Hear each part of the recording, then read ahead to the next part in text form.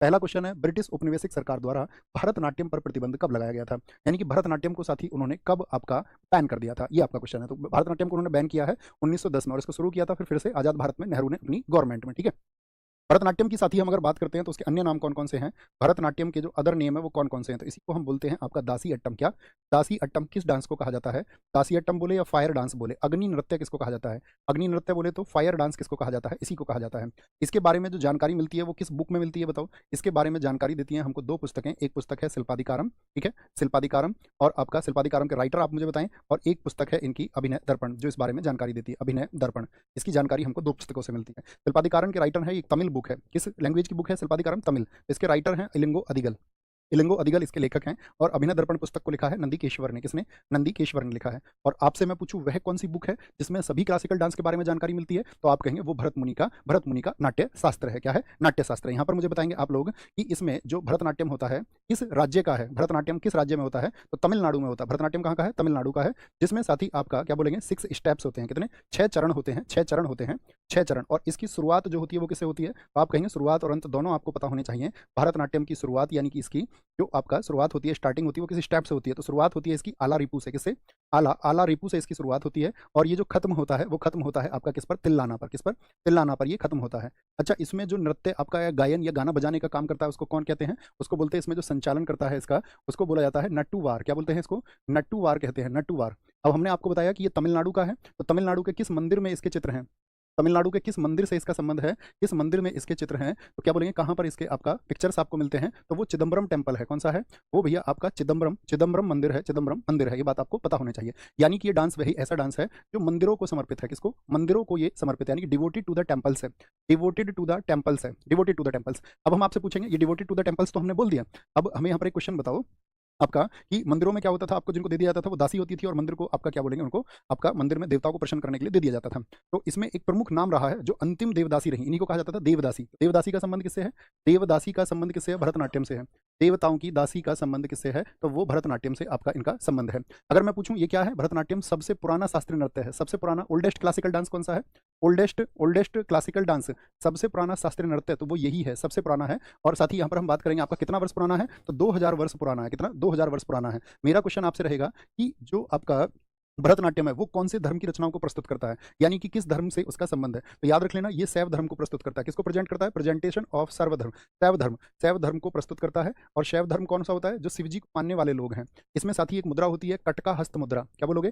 कटका हस्त मुद्रा, यानी कटका हस्त साथी जो आपका मुद्रा है उसमें क्या होता है, उंगलियों को ऐसे मिला करके, मैं शायद बना भी नहीं पाऊँ, हाँ ऐसे ऐसे मिला करके आपका ओम बनाया जाता है। मेरी उंगलियां तिरछी हैं थोड़ी, पूरा नहीं मानना है ना भाई। तो क्या बोलेंगे आपका ओम, ओम का साइन कटका हस्त मुद्रा किसमें बनाया जाता है? भरतनाट्यम में बनाया जाता है। अब हम आपसे पूछेंगे बहुत अच्छा सा क्वेश्चन, बहुत चर्चित सा क्वेश्चन, कि इसमें कितनी नृत्य शैली हैं?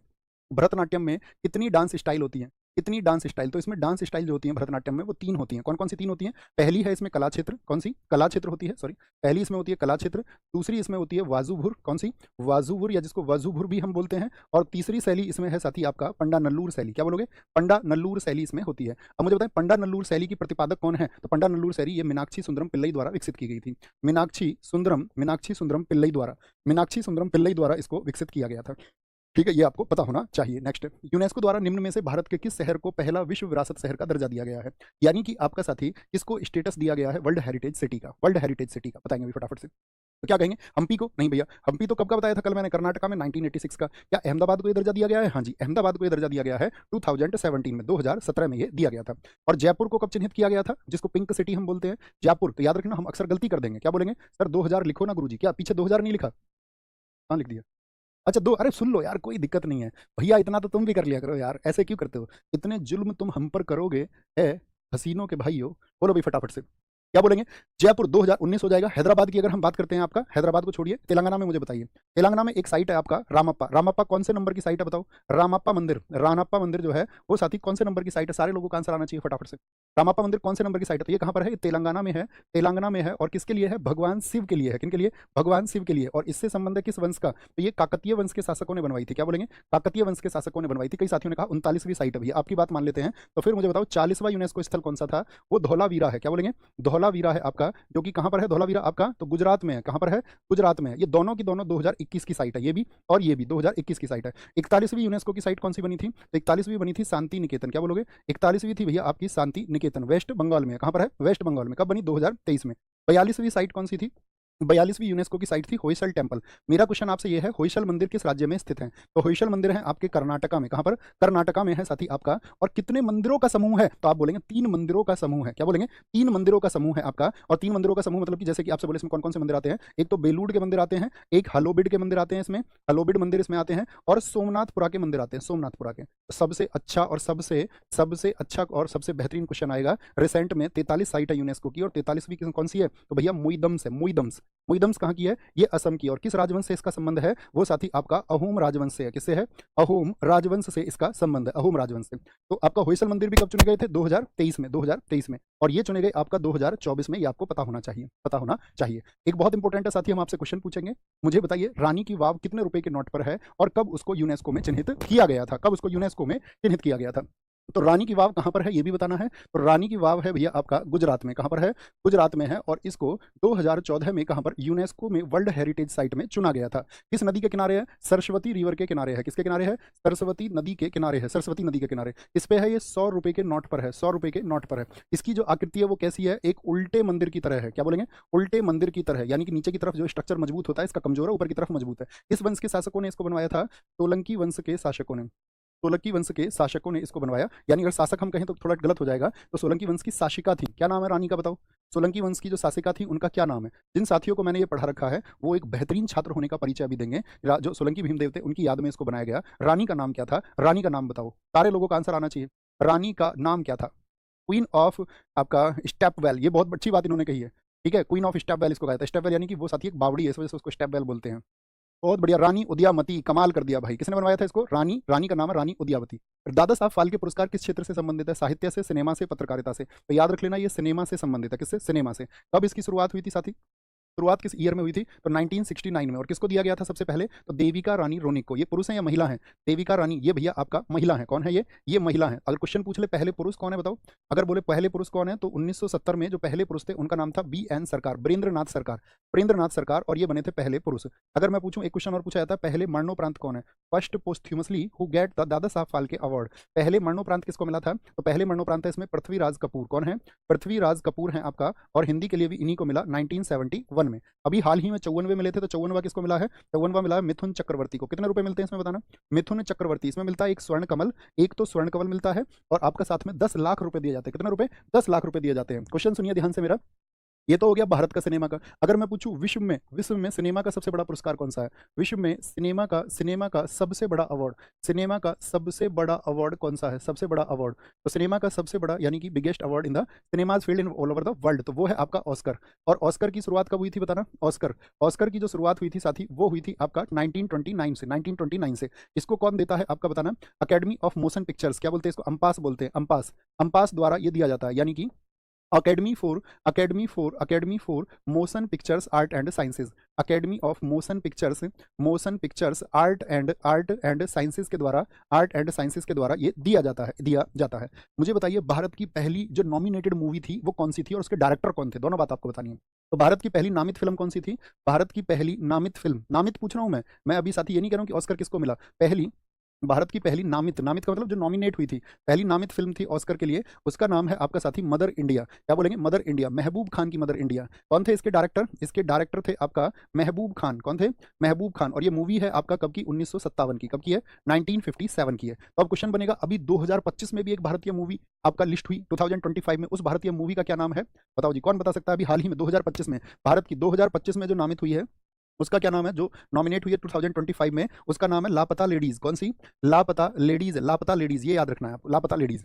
अब हम क्वेश्चन पूछेंगे, भारत की पहली फिल्म कौन सी है जिसको साथी आपका, या भारत का पहला ऑस्कर कब आया था, भारत का पहला ऑस्कर कब आया था। तो भारत का पहला ऑस्कर आया था आपका 1983 में। और 1983 में पुरुष थी कि महिला, तो आप बोलेंगे भैया भानु अथैया एक आपका महिला थी। और इनको किसके लिए मिला था, गांधी मूवी के लिए मिला था। किसके लिए, गांधी मूवी के लिए मिला था, और गांधी मूवी में इन्होंने क्या किया था, आपका कॉस्ट्यूम डिजाइनिंग की थी। क्या की थी? कॉस्ट्यूम डिजाइनिंग इन्होंने की थी, कॉस्ट्यूम डिजाइनिंग।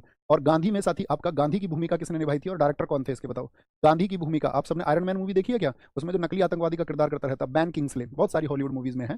बैन किंग्सले ने गांधी की भूमिका निभाई, और इसके जो डायरेक्टर थे मूवी के, डायरेक्टर का नाम था रिचर्ड एटनबरो। कौन था? रिचर्ड एटनबरो था। कुछ क्वेश्चन पूछूंगा मैं आपसे। ये तो मैंने बताया, भानु अथैया तो एक महिला है, 1983 में मिला। भारत के पहले पुरुष कौन है जिनको ऑस्कर मिला था? सारे लोगों का आंसर आए। ऑस्कर जिनको मिला पहले पुरुष कौन है? तो आंसर आएगा क्या आपका भैया, बंगाल सिनेमा में बहुत बड़ा नाम सत्यजीत रे। फिर 2009 में किसको मिला था? अल्लाह रखा खान को मिला था, रेसुल पोकुटी को मिला था, और साथ में आपका किसको मिला था? गुलजार को मिला था। ट्रिपल आर मूवी के सॉन्ग नाटू नाटू को मिल चुका है, और एक शॉर्ट मूवी अभी पीछे द एलिफेंट विस्पर्स को मिला था। तो ये 7 कैटेगरी में अब तक भारत को होगा ऑस्कर मिल चुका है। क्या बोलेंगे? ऑस्कर अब तक मिल चुका है। भैया के अम्मा को देखिए, हाँ भैया के का मतलब कलामंडलम ही है वहां पर। मेरे प्यारे छोटे नन्हे से बच्चे, प्राधिकरण बताइए कौन सा प्राधिकरण है? भारतीय राष्ट्रीय राजमार्ग प्राधिकरण। एनएचएआई की स्थापना किस वर्ष में की गई थी? आप एक्सप्रेसवे पे जाते होंगे, एनएचएआई देखते होंगे, तो आप कहेंगे एनएचएआई की स्थापना 1988 में भैया हुई थी, 1988 में। लेकिन इसने पूछे कभी भी एनएचएआई ने कार्य कब शुरू किया था अपना? तो एनएचएआई ने अपना कार्य शुरू किया था 1995 में। हेडक्वार्टर कहाँ है एनएचएआई का? तो इसका हेडक्वार्टर है द्वारिका, नई दिल्ली में। कहाँ पर है? द्वारिका, नई दिल्ली में इसका हेडक्वार्टर है, नई दिल्ली में। तो ये क्या करता है एनएचएआई? ये बनाता है नेशनल हाईवे। नेशनल हाईवे पर एक नाम लिखी रहती है कि आपका क्या बोलेंगे, एनएचएआई सड़कें ही नहीं राष्ट्र निर्माण भी करता है। हम सब करके बताओ किसने देखा है ये आपका नेशनल हाईवे पर? क्या बोलेंगे? Not only make the roads, make the nation, just make the nation. तो क्या बोलेंगे यहाँ पर मुझे बताओ? ऐसा ही एक संगठन है बीआरओ। बीआरओ क्या होता है बताओ पूरा नाम? तो border road organisation. Border road organisation यानी कि जो हमारे पहाड़ी इलाके हैं वहां पर भी तो सड़कें होती हैं, तो वो सड़कें बीआरओ बनाता है। कभी पूछे पहाड़ी क्षेत्र में सड़कें कौन बनाता है? तो 1960 में बना संगठन बीआरओ उसको बनाता है। नई दिल्ली में इसका भी हेडक्वार्टर है, ठीक है। लेकिन बीआरओ रक्षा मंत्रालय के अधीन आता है। वो सड़क परिवहन के है, ये रक्षा मंत्रालय के अधीन है। किसके? डिफेंस मिनिस्ट्री के। डिफेंस मिनिस्ट्री के ये अधीन आता है, डिफेंस मिनिस्ट्री के। एक हम आपसे पूछेंगे, भारत में चला था सेतु भारतम कार्यक्रम, किस वर्ष में चला था सेतु भारतम कार्यक्रम? इसमें क्या था? रेलवे क्रॉसिंग मुक्त अभियान चलाया गया था, सेतु भारतम कार्यक्रम। ये किस वर्ष में साथी चला था? तो सेतु भारत कार्यक्रम चला था हमारा 2016 में। इसके लिए क्रॉसिंग फ्री करने के लिए, रेलवे को क्रॉसिंग फ्री, ताकि उनके ऊपर फ्लाईओवर बना दिए जाए, या तो फ्लाईओवर बन जाएंगे तो आपको वहां एक गेट कीपर वगैरह नहीं रखना पड़ेगा, और हादसे भी जो है वो घट जाते हैं, ठीक है, क्रॉसिंग फ्री के लिए।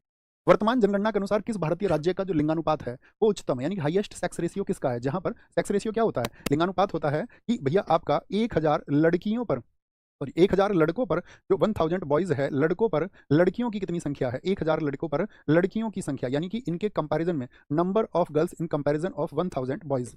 क्या बोलेंगे भैया? लड़कों की तुलना में लड़कियों की संख्या। तो इसमें सबसे ऊपर आ जाता है आपका केरल। केरल में कितना है भैया? 1084 है केरल में। सेकंड नंबर पे कौन आ जाता है इसमें? सेकंड पे आ जाता है पुडुचेरी। क्या बोलोगे? पुडुचेरी। लेकिन ये क्या है? एक यूटी है, तो 1037 इसका है। या पूछ ले यूटी में सबसे ज्यादा किसका? तो केरल बोलोगे या पुडुचेरी? भैया पुडुचेरी हम जानते हैं, केरल एक स्टेट है। केरल क्या है? एक स्टेट है, सर्वाधिक यूटी में इसका हो जाएगा।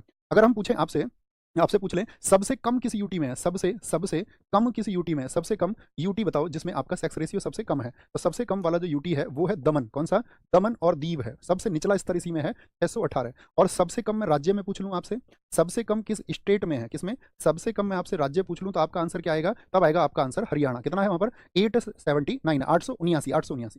अच्छा, अभी हम आपसे पूछे ओवरऑल देश का लिंगानुपात कितना है, पूरे देश का जो साथी आपका सेक्स रेशियो है वो कितना है?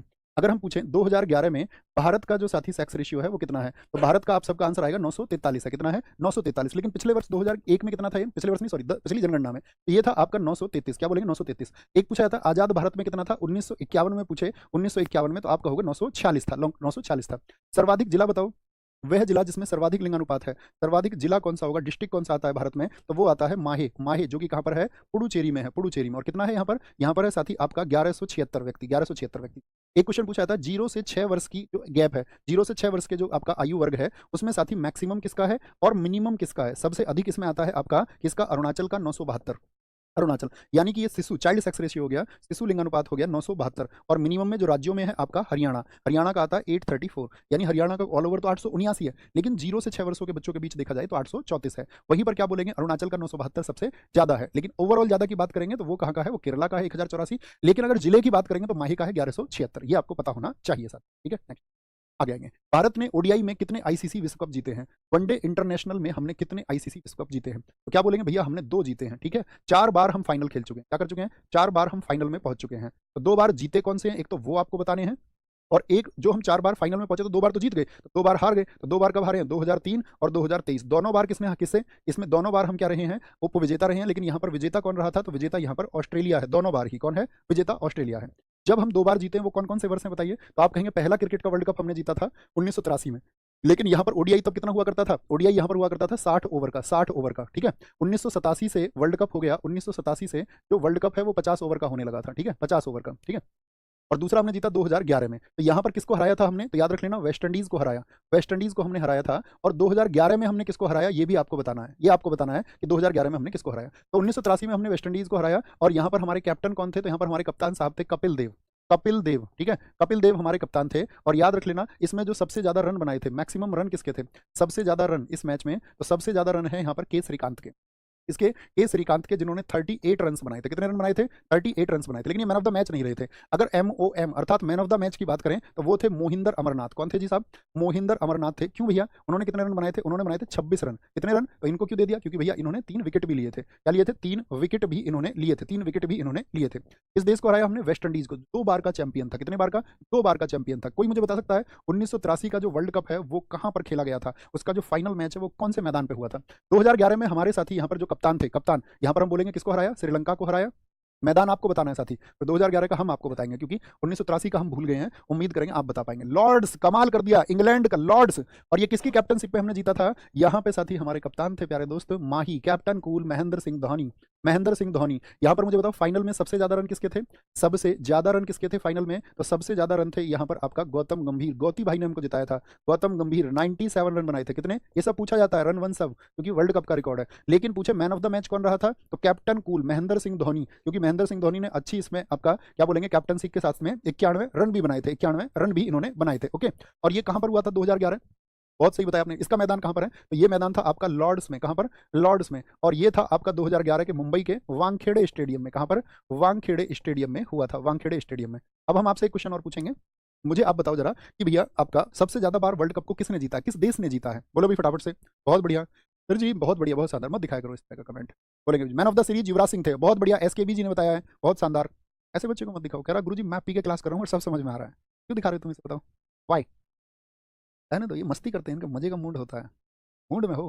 बोलो जी फटाफट से, तो क्या बोलेंगे भैया, कितनी बार जीता ऑस्ट्रेलिया, 6 बार जीता है। तो ऑस्ट्रेलिया कितनी बार जीता है, तो ऑस्ट्रेलिया 6 बार इसको जीत चुका है, 6 बार। अब जैसे कि 1983 तो शुरुआत कब हुई थी, तो याद रख लेना जो क्रिकेट के वर्ल्ड कप की शुरुआत हुई है, 1975 में, 1975 में, फिर हुआ था 1983 में। और दोनों बार इंग्लैंड को हराया वेस्ट इंडीज ने। कौन जीता है इसमें, वेस्ट इंडीज वर्सेज किससे, इंग्लैंड से। तो जीत हर बार किसकी हुई है, वेस्ट इंडीज की जीत हुई है। फिर इसके बाद में 1987 का बता सकते हैं आप मुझे किसने जीता था, तो 1987 का ऑस्ट्रेलिया ने जीता। किसने, ऑस्ट्रेलिया ने, ऑस्ट्रेलिया ने जीता। 1992 का ये एशियाई देशों में पाकिस्तान को मिला। 1996 का फिर भारत के पड़ोसी देश श्रीलंका को मिला। और फिर 3 लगातार 1999 का, 2003 का और 2007 का, ये जीते हैं लगातार ऑस्ट्रेलिया ने। किसने, ऑस्ट्रेलिया ने जीते हैं। फिर 2015, 2007 सॉरी 2007 के बाद में आया था 2011, 2011 किसने जीत लिया, ये इंडिया ने जीता। फिर 2015 इंग्लैंड ने जीत लिया, इंग्लैंड ने। और 2019 किसने जीता, 2015 में ऑस्ट्रेलिया जीता था, 2015 में ऑस्ट्रेलिया जीता था, 2019 में इंग्लैंड जीता और 2023 में इसको भारत ने जीता था। किसने, भारत ने जीता था, ठीक है। तो यहाँ पे क्वेश्चन बन जाएगा आपसे, कभी भी निम्नलिखित में से किस देश ने कभी भी क्रिकेट का वर्ल्ड कप नहीं जीता है, क्या बोलेंगे, क्रिकेट में वर्ल्ड कप नहीं जीता है। ओके, अब हम क्वेश्चन पूछेंगे आपसे, बड़ा अच्छा, मुझे बताओ जो वर्ल्ड कप की बात कर रहे हैं हम, सिर्फ इस क्वेश्चन हमारा जो रहेगा फॉर्मेट सिर्फ उसी की बात हम करेंगे, अतिरिक्त बातें नहीं।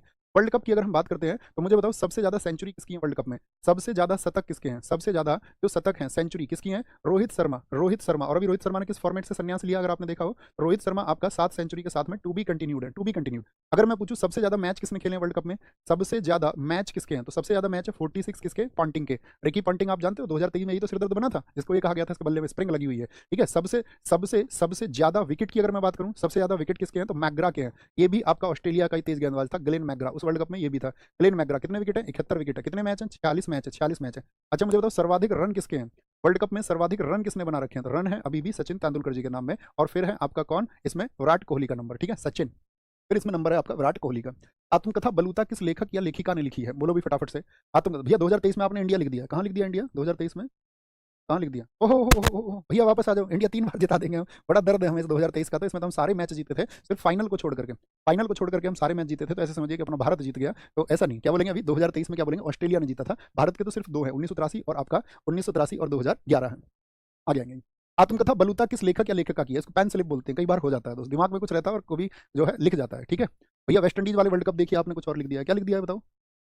वेस्ट इंडीज वाले वर्ल्ड कप 2 लगातार हुए, आपका शुरुआत 1975, अरे हाँ यहाँ देखो भैया 1975 1979 2 हुए ना लगातार 4 वर्ष के बाद। 83 वाला तो इंडिया का है। इतना तुम मैनेज कर लोगे यार, थम्स अप कर लो, जो मैं बोल रहा हूँ तुम उसको सुनो, मेरे बोलने पे विश्वास रखो तुम, ठीक है। वो पेन स्लिप हो जाता है कभी कभी, बोल दो यार कोई दिक्कत नहीं गुरुजी माफ कर देंगे, तुम हमारे गुरुजी हो, जाओ तुम्हें माफ किया। बताओ जी, आत्मकथा बलूतः किस लेखक और लेखिका ने लिखी है? ये भैया दया पवार की बहुत चर्चित बुक है, दया पवार की। मराठी का लेखिका है, कभी पढ़ना आप इनको, दलित साहित्य को बहुत जबरदस्त लिखती हैं। आपका निर्मल वर्मा, ये तो हिंदी के हैं आपका निर्मल वर्मा, तो ये तो नहीं पूछे जाएंगे, वैसे इनकी कहानी है बड़ी चर्चित, परिंदे परिंदे। चित्रा मुंदगल, ये भी हिंदी साहित्य की हैं। इनकी एक रचना है पोस्ट बॉक्स नंबर 203, इसको साहित्य अकादमी मिल चुका है, इसलिए बहुत इंपॉर्टेंट है। Post box number 203, Nala Sopara, क्या बोलोगे? नाला, नाला सोपारा, ये आपका क्या है? चित्रा मुदगल की। तेजी ग्रोवर हम नहीं जानते। निम्नलिखित में से कौन सा एक युग्म है जो सही सुमेलित नहीं है, बताएंगे? तो आपको हमारे देश में जो फंडामेंटल राइट है, क्या वो हमने अमेरिका से लिए हैं? हाँ जी। क्या राज्य में जो नीति निर्देशक तत्व है हमने आयरलैंड से लिए हैं? हाँ जी। केंद्र की जो अवशिष्ट शक्तियां हैं, क्या हमने ऑस्ट्रेलिया से लिए? नहीं भैया, ये हमने लिए कहाँ से? कनाडा से लिए। कहाँ से? ये हमने कनाडा से लिए, कनाडा से। आपातकालीन इमरजेंसी पावर्स को हमने जर्मनी से लिया है। हाँ जी, हमने इनको जर्मनी से लिया है। यूएसए के बारे में आप बताएं, हमने क्या क्या लिया है यहाँ से? सबसे इंपॉर्टेंट पूछा जाता है यहाँ से वाइस प्रेसिडेंट, यानी कि उपराष्ट्रपति का पद हमने कहाँ से लिया है? तो वो यहीं से लिया है, उपराष्ट्रपति का। आपसे पूछ ले अमेरिका से आपका जुडिशियल रिव्यू, यानी कि न्यायिक पुनरावलोकन, क्या बोलोगे? न्यायिक पुनरावलोकन को हमने कहाँ से लिया है? न्यायिक पुनरावलोकन को ये हमने कहाँ से लिया है? जुडिशियल रिव्यू को हमने कहाँ से लिया है? तो यहीं से लिया है। जो साथी आपका राष्ट्रपति पर महाभियोग लगता है, इस आर्टिकल में राष्ट्रपति पर महाभियोग बताएं। इम्पीचमेंट ऑन प्रेसिडेंट, ये कहाँ से लिया गया है? आर्टिकल 61 में, जो कि एक अर्धन्यायिक प्रक्रिया है, हम सब उसको जानते हैं। 61 कमाल बात है। अच्छा जी, राज्य की नीति निर्देशक तत्व हमने आयरलैंड से लिया। आयरलैंड से हमने क्या लिया? आयरलैंड, ऐसे याद रखना, आयरलैंड, END याद रख लो, END। E4 क्या है आपका? इलेक्शन है, ठीक है। N4 क्या है आपका? नॉमिनेशन है। और D4 क्या है? DPSP। तो DPSP तो आपने पढ़ लिया, directive principles of state policy. N4 क्या है? नॉमिनेशन। नॉमिनेशन किसका होता है? 12 सदस्यों का। कौन से सदन में होता है? तो राज्यसभा में जो 12 सदस्यों का नॉमिनेशन होता है, जो नॉमिनेशन होता है वो याद रख लेना। E4 क्या है? इलेक्शन। किसका इलेक्शन? राष्ट्रपति का चुनाव। राष्ट्रपति चुनाव की जो प्रक्रिया है वो हमने कहां से ली है? आयरलैंड से ही ली है, तो इसलिए बोलते हैं इसको END। ऑस्ट्रेलिया से साथी हमने आपका क्या लिया है? ऑस्ट्रेलिया से हमने कल भी बताया आपको संवर्ती सूची, कॉन्करेंट लिस्ट को, संवर्ती सूची को यहां से हमने लिया है। एक प्रियम्बल की लैंग्वेज को हमने यहां से लिया है, कल हमने आपको बताया। एक साथी इसमें संयुक्त बैठक होती है, बताओ किस आर्टिकल में होती है? जो ज्वाइंट मीटिंग होती है, ज्वाइंट मीटिंग, जिसको साथी राष्ट्रपति बुलाते हैं, लेकिन लोकसभा सभा जो आपका स्पीकर होते हैं उसके अध्यक्ष होते हैं, आर्टिकल 108 से बुलाई जाती है। किससे? ये आगे आएंगे सारे क्वेश्चन। आर्टिकल 108, कमाल बात है। जर्मनी आपातकालीन शक्ति हमने कहां से ली है? वो हमने जर्मनी से ली है, वो हमने जर्मनी से ली है। अच्छा, कनाडा से हमने क्या लिया है बताओ? केंद्र की अवशिष्ट शक्तियों के अलावा यहां से हमने संघात्मक व्यवस्था भी ली है। क्या लिया है यहाँ से हमने? जो फेडरल सिस्टम है, जो संघात्मक व्यवस्था है, उसको भी हमने यहाँ से लिया है, ठीक है, संघात्मक व्यवस्था को। अब हम कुछ क्वेश्चन पूछेंगे आपसे। मुझे बताओ हमारे देश में साथी जो पार्लियामेंट्री सिस्टम है वो कहाँ से लिया गया है? पार्लियामेंट्री सिस्टम यानी कि जो संसद प्रणाली है उसको कहाँ से लिया गया है? अगर हम पूछ लें आपसे rule of law, rule of law को कहाँ से लिया गया है? यानी कि विधि का शासन, ये किस देश से लिया गया है? रूल ऑफ लॉ की बात कर ले, या हम आपसे पूछ लें सिंगल सिटीजनशिप की, अर्थात एकल नागरिकता की बात कर लें, वो कहाँ से लिया है? एकल नागरिकता, ये तीनों चीज हमने कहाँ से ली है? एक ही देश की नागरिकता का सिद्धांत है हमारे यहाँ पर, एकल नागरिकता, ये सब हमने यूके से लिया है, ब्रिटेन से लिया है, ठीक है। संसद प्रणाली बोले तो जो कुछ भी पूछ ले आपसे, सदन पूछ ले, प्रधानमंत्री पूछ ले, सब इसी में आ जाते हैं। मुझे बताओ मौलिक कर्तव्य, हमारे देश के साथ में अपने कर्तव्यों को कौन निभाता है? फंडामेंटल ड्यूटीज को हमने कहां से लिया है? तो फंडामेंटल ड्यूटीज को हमने लिया है आपका रूस से। रूस तो उस टाइम पे था नहीं, तो क्या बोलेंगे उसको? सोवियत संघ कह देंगे, USSR से हमने इनको लिया है। पंचवर्षीय योजनाएं भी हमने यहीं से ली है। 5 ईयर प्लान, 5 ईयर प्लान को भी हमने कहां से लिया है? वो भी USSR से ही हमने लिया है। एक क्वेश्चन हम आपसे पूछेंगे यहाँ पर, गणतंत्रात्मक ढांचा हमने कहां से लिया है? गणतंत्रात्मक ढांचा, क्या बोलोगे? जो आपका रिपब्लिक स्ट्रक्चर है, ये हमने किस देश से लिया है? रिपब्लिक स्ट्रक्चर आप समझ जाना, इसको हमने वहीं से लिया है जहां से हमने स्वतंत्रता, यानी कि आपका साथी लिबर्टी को, इक्विलिटी को और साथ में आपका किसको? वो समानता को, आपका समानता को, स्वतंत्रता को और फ्रेटर्निटी को, बंधुत्व को हमने जहां से लिया है। बताओ समानता, आपका स्वतंत्रता और बंधुत्व हमने कहां से लिए हैं? एक मुझे बताओ संविधान संशोधन हमने कहां से लिया है? और संविधान संशोधन यानी पार्लियामेंट, क्या बोलोगे आपका इसको? कॉन्स्टिट्यूशनल अमेंडमेंट, कॉन्स्टिट्यूशनल अमेंडमेंट हमने कहां से लिया है? और विधि द्वारा स्थापित प्रक्रिया, विधि द्वारा स्थापित प्रक्रिया यानी कि प्रोसीजर एस्टैब्लिश्ड बाय लॉ, विधि द्वारा स्थापित प्रक्रिया, प्रोसीजर एस्टैब्लिश्ड बाय लॉ, ये हमने कहां से लिया है? तो गणतंत्रात्मक ढांचा क्या बोलेंगे भैया? ये फ्रांस से लिए हैं हमने, फ्रांस की क्रांति से प्रेरित होकर के। संविधान संशोधन यहीं से राज्यसभा सीटों का आवंटन भी हमने लिया है, साउथ अफ्रीका से, क्या बोलोगे? साउथ अफ्रीका से। और विधि द्वारा स्थापित प्रक्रिया, procedure established by law, procedure established by law हमने कहां से लिया है? वो जापान से लिया है। कहां से? जापान से लिया। निम्नलिखित कथनों में से कौन सा एक भारत के संविधान की चौथी अनुसूची को सही वर्णित करता है? चौथी अनुसूचियों में क्या है? इसमें संघ और राज्यों के बीच शक्तियों का वितरण, जैसे संघ सूची, राज्य सूची, संवर्ती सूची, तो भैया ये क्या बोलेंगे? ये तो 7वीं में दिया गया है, 7वीं में है। इसमें संविधान में सूचीबद्ध भाषाएं, भाषाएं किसमें है? आपका 8वीं अनुसूची में, 8वीं अनुसूची। इसमें जनजातीय क्षेत्रों का प्रशासन, जनजातीय क्षेत्रों का प्रशासन बताया गया है 5वीं में। इसमें राज्यसभा के स्थानों का आवंटन है, तो चौथी में क्या है? चौथी में राज्यसभा सीट बताई गई है, चौथी में राज्यसभा सीट बताई गई है। तो मुझे बताओ साथी, अब आप आपसे क्या पूछे हम? चौथी होगी, 5वीं होगी, आपका छठी में बताओ क्या है? छठी अनुसूची में जो 6th स्केड्यूल है, 6th स्केड्यूल है, उसमें क्या है बताओ? छठवीं अनुसूची में क्या है? जो छठवां साथी स्केड्यूल है, जो छठवीं अनुसूची है, इसमें देखो यहाँ क्या है? जनजातीय क्षेत्र, लेकिन 4 राज्यों के जनजातीय क्षेत्र नहीं है। तो 4 राज्य कौन कौन से हैं बोलो उनको फटाफट से? असम, मेघालय, त्रिपुरा और मिजोरम। असम, मेघालय, त्रिपुरा और मिजोरम, और मिजोरम के जनजातीय क्षेत्रों का, मिजोरम के जनजातीय क्षेत्रों के बारे में, यानी वहां के साथ ही आपका जो ट्राइब एरिया है, जनजातीय क्षेत्रों का प्रशासन बताया गया, administration of tribes in Assam, Meghalaya, Tripura and Mizoram. आप मुझे बताएं यहाँ पर हम पूछेंगे छठी होगी। इसके बाद में सबसे इंपॉर्टेंट आती है आपका नवीं। नवीं में बताओ क्या है? नौवीं किसके लिए आई है? 9th अनुसूची, वो साथी किसके लिए? लैंड रिफॉर्म्स के लिए, भूमि सुधार के लिए। और इसके लिए संविधान संशोधन कब हुआ था? लैंड रिफॉर्म्स के लिए। एक बार फिर से सारे दोस्त थम्स अप करके मुझे बताओ। जैसे मैं साथी इंग्लिश में बोलता हूँ, आपका लिखता नहीं हूँ, तो आप लिख लेते हो ना शब्दों को, ऐसा तो नहीं है कि भैया एकदम से छाप कर लिखोगे तभी लिख पाएंगे, कोई इशू तो नहीं है? थम्स अप करके बताना इस बात को। तो लैंड रिफॉर्म्स के लिए आई थी आपका 1951 में। क्या बोलोगे? जो पहला संविधान संशोधन हुआ था 1951 में, जमींदारी उन्मूलन को भी इसमें रखा गया था। एक साथी आप मुझे बताओ 10वीं किससे है? वो डिफेक्शन से है आपका। दल बदल बोले तो आपका किससे है? वो साथी आपका डिफेक्शन से संबंधित है। और इसके लिए कौन सा संशोधन हुआ था? इसके लिए हुआ था 52वां कॉन्स्टिट्यूशनल अमेंडमेंट, जो कि 1985 में हुआ था, 1985 में हुआ था। ओके, कोई दिक्कत नहीं। 11वीं अनुसूची बताओ किससे संबंधित है? 12वां जो साथी आपका स्केड्यूल है उसका संबंध किससे है? तो ये है आपका पंचायत से, और 12वीं है आपका किससे? म्युनिसिपैलिटी से, यानी कि नगर पालिका से। नगर पालिका से है। तो पंचायतों के लिए जो किया गया था वो था 73वां संविधान संशोधन 1992 का। और नगर पालिका के लिए किया गया था 74वां संविधान संशोधन, जो था 1992 का। ठीक है। और इसमें पंचायतों में कितने सब्जेक्ट जोड़े गए थे? 29 विषय, 29 सब्जेक्ट्स को जोड़ा गया था। और नगर पालिका में कितने विषय रखे गए थे? 18 विषय, 18 विषय, 18 सब्जेक्ट्स को इसमें रखा गया था, 18 सब्जेक्ट्स। संविधान के अनुच्छेद 1 में भारत को क्या कहा गया है? भारत को क्या कहा गया है? लकी स्वामी कह रहे हैं सर पीवाईक्यू की कोई बुक बता दो, एकमात्र सॉल्यूशन। आप क्या बोलेंगे? एकमात्र सॉल्यूशन है साथी जीएस निधि। ये बुक पीवाईक्यू प्रैक्टिस आप लगा सकते हो, अब तक की अपडेट है, इस बुक को आप ले सकते हैं। ओके, आगे आएंगे। नेक्स्ट है जी, क्या बोलेंगे? संविधान के अनुच्छेद 1 में भारत को क्या कहा गया है? परिसंघ कहा गया है? नहीं भैया, उसको यूनियन ऑफ स्टेट्स कहा गया है, यूनियन ऑफ स्टेट्स कहा गया है। ठीक है। और आर्टिकल 2 में क्या है बताओ जरा? आर्टिकल 2 में क्या है? आर्टिकल 2 में है नए राज्यों का प्रवेश। कोई भी नया राज्य आएगा, उसका अगर भारत में हमको मिलाना है या किसी नए राज्य की आपका स्थापना करनी है, तो किससे होगा? आर्टिकल 2 से। लेकिन वो राज्य कौन सा होना चाहिए? जो अब तक भारत में नहीं है। ऐसे किसी एक राज्य का उदाहरण लिखो, कौन था? ऐसे कोई एक राज्य का उदाहरण लिखो, तो आप कहेंगे भैया वह राज्य था भारत का, आपका कौन सा उदाहरण है इसका? 2 में याद रखना, सिक्किम। तो सिक्किम क्या भारत का हिस्सा था? नहीं भैया। इस वर्ष में मिलाया गया सिक्किम को, जो 36वां संविधान संशोधन हुआ था आपका 1975 में, उसके द्वारा इसको पहले तो बनाया गया था सह राज्य, और फिर इसको पूर्ण राज्य बनाया गया। और आर्टिकल 3 में क्या होगा? बोलो। 3 में याद रख लेना, तीन कौन से? तो याद रखना इसमें क्या है? भारत के अंदर जैसे किसी राज्य का आपको क्षेत्र जो है, राज्य क्षेत्र जो है, उसका नाम बदलना है, नाम बदलना है। जैसे कोई एक उदाहरण बताओ, उत्तरांचल हुआ करता था पहले, उसको उत्तराखंड कर दिया हमने 2006 में। ठीक है, नाम बदलना हो गया। या सीमा किसी की बदलनी है, सीमा बदलनी है भाई, एक राज्य की सीमा बदलोगे तो किसी और की तो बदल ही जाएगी ना। तो इसमें 3 में 3 याद रख लो, CUJ। क्या बोलते हैं हम? 3 में क्या याद रखोगे? 3, CUJ। CUJ टी का मतलब क्या है इसमें? छत्तीसगढ़। छत्तीसगढ़ किस वर्ष में बना था बताओ? यू से मतलब क्या है इसमें? उत्तराखंड। और जे से मतलब क्या है? झारखंड। क्या बोलोगे? झारखंड है आपका। तो छत्तीसगढ़ किससे अलग हुआ था? एमपी से अलग हुआ था। किससे? एमपी से ये अलग हुआ था। उत्तराखंड किससे हुआ था? यूपी के 13 पहाड़ी जिलों को अलग कर दिया गया था। झारखंड अलग हुआ था बिहार से, बिहार से। डेट बताओ 3 में 3, तो आप समझ जाओगे ये तीनों भारत की सीमाओं के अंदर हैं या नहीं है भैया? है या नहीं है? हम सब करके बताओ, बोलो भी फटाफट से। क्या बोलेंगे? आप कहेंगे हाँ जी। तो आप कहेंगे एमपी से अलग, यानी कि आपका 1 नवंबर सन 2000 को, 1 नवंबर सन 2000 को ये स्थापित हुआ, और 9 नवंबर सन 2000 को ये स्थापित हुआ। और साथ ही याद रख लेना 15 नवंबर सन 2000 को, 15 नवंबर सन 2000 को ये स्थापित हुआ। ओके, नेक्स्ट आगे आएंगे।